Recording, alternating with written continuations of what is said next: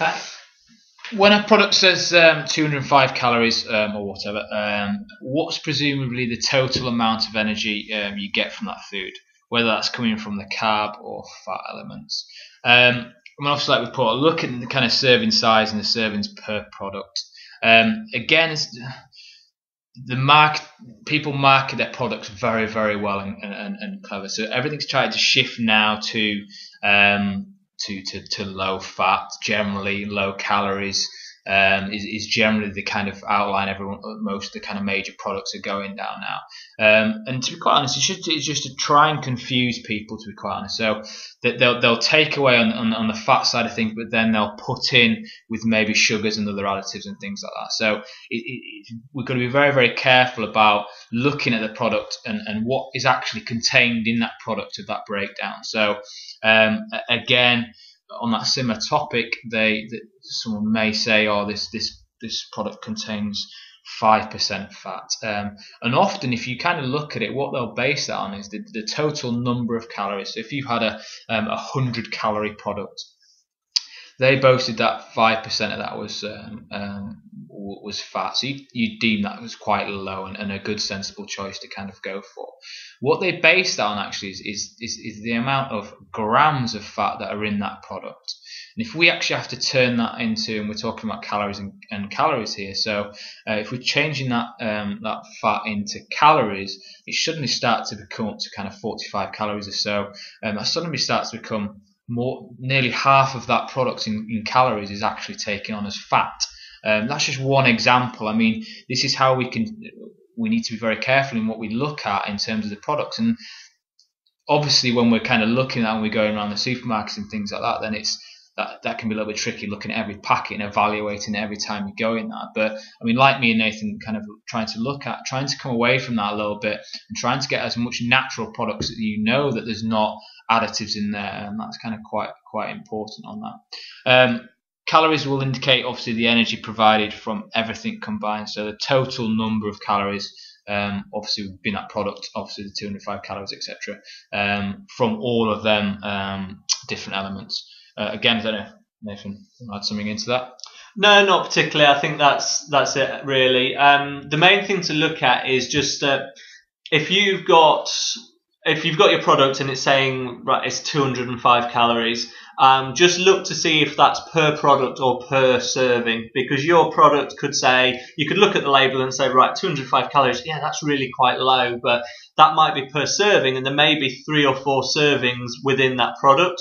So you go away thinking it's just 205 calories, eat the whole product, and then all of a sudden you've eaten 800 calories because there was 4 servings within that product. So it's very easy to overeat calories on certain sort of ready-made sort of packaging because the labels are quite misleading sometimes. Okay. You must have to consume a certain amount of calories not to be hungry. So having really low calorie meals all the time will just mean you get hungry quicker. Yeah, this is kind of what we touched on before when we looked at the sort of going into the sort of the starvation mode because of having low calorie sort of meals all the time. The important thing here, guys, is to start thinking in terms of quality of food, not quantity. Your body doesn't really know quantity of foods. It just knows whether it's getting the right nutrients or not. You see this. I mean, it's not the nice thing to say, but the people who are really overweight, the people who are obese, they're malnourished. They're in the state they are because their body's not getting the right nutrients. If you're not this is where cravings come from. If you're not getting the right nutrients on board, your body will crave that nutrient, but you only feel that craving in terms of needing more food. Your body sends signals out to you to say, right, I need more food, because if I get more food in, I've got a good chance of getting that nutrient on board.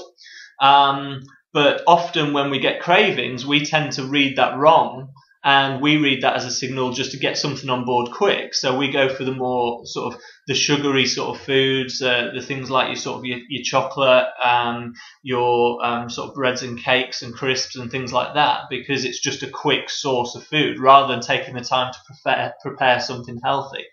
But that just starts the cycle again, because you don't get the nutrients that your body needs. So half an hour later, your body says, no, I've still not got it. So I need more food, because I still need to get this nutrient that I want.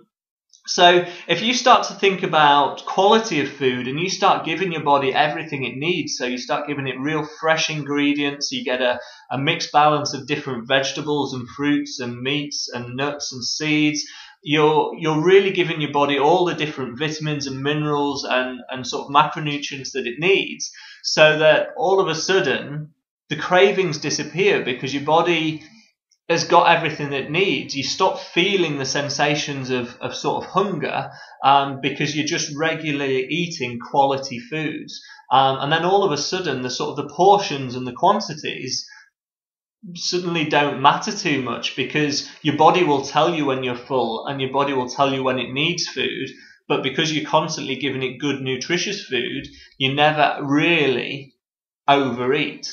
Okay, so as it says there, low calorie often equals low nutrient. So when you see your low calorie foods or your sort of ready meals in the supermarket advertised as low calorie foods, they're often low nutrient foods as well. There's not really much substance to them. So steer clear of those. Keep your foods as high quality as possible, as fresh as possible, home cook as often as possible, and you'll really see a change in how you feel and how you look.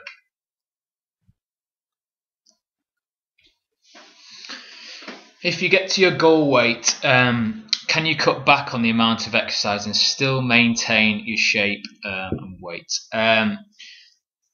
Yeah, I mean, the effort it took you to obviously get to where you are is more than enough than what it takes to kind of maintain that. So to answer the question, yes. I mean, just cutting back, still keeping, like we talked about, the kind of nutritional side of things after them 30 days that we generally look at within our plan.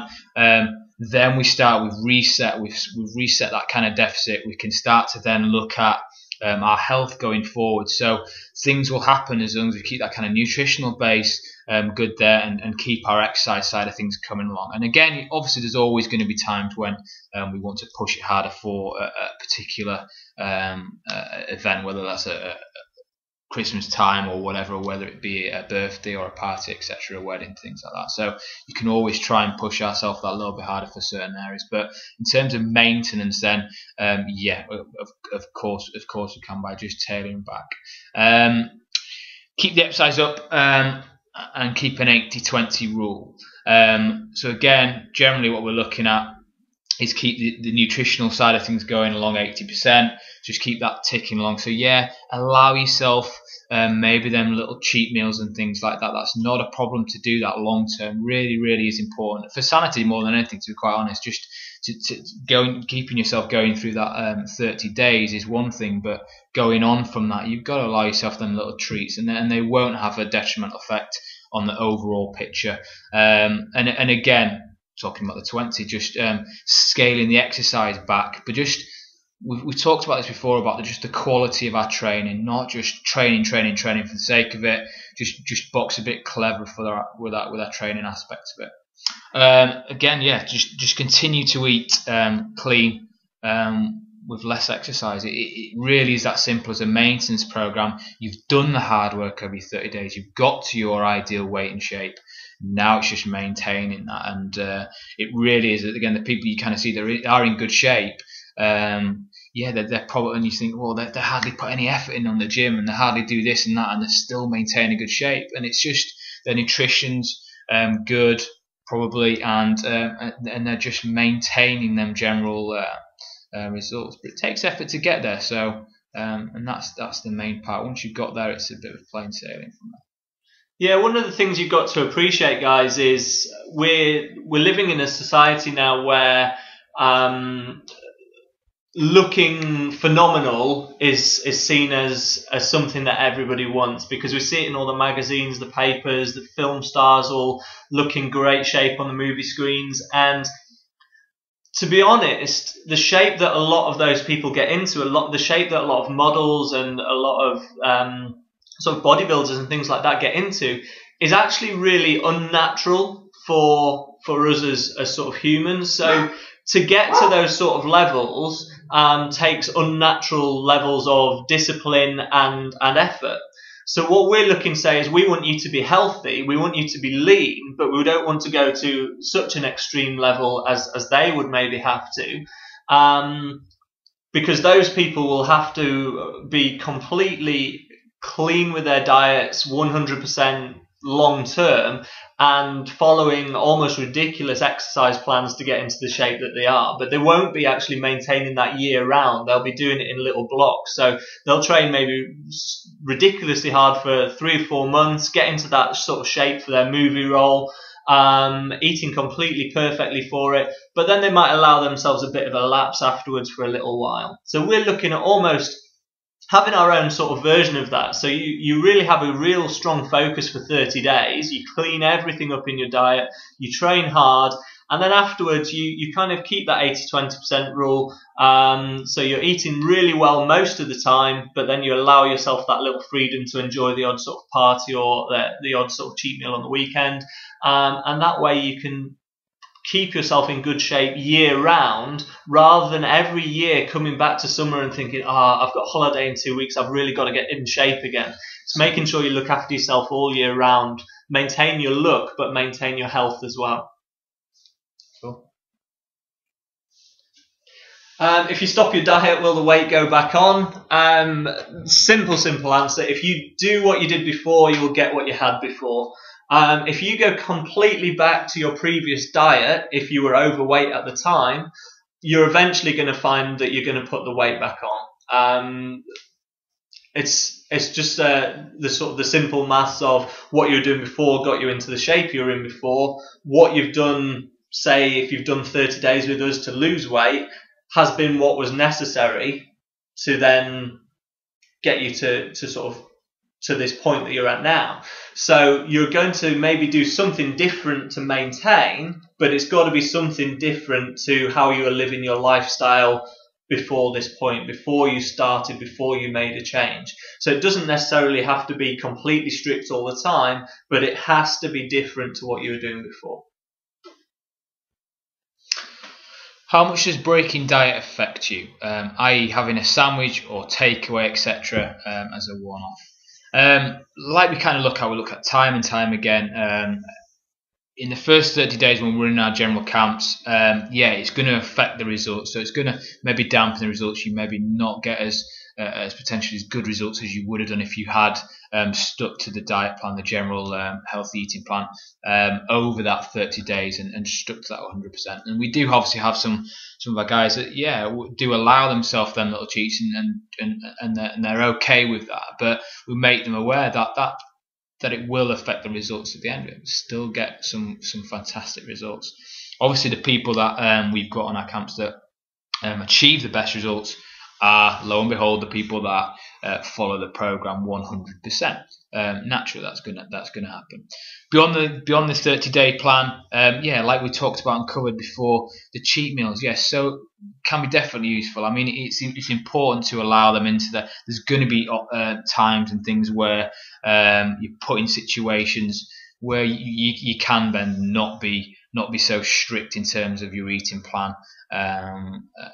Just completely depends on the lifestyle of the person and the commitment they've got to get to where they want. So it's how much you want it. It's how much you're going to kind of put in, whether you're willing to make that change to achieve that body that you want after them 30 days or beyond. So it just depends how much you want it and why you want that.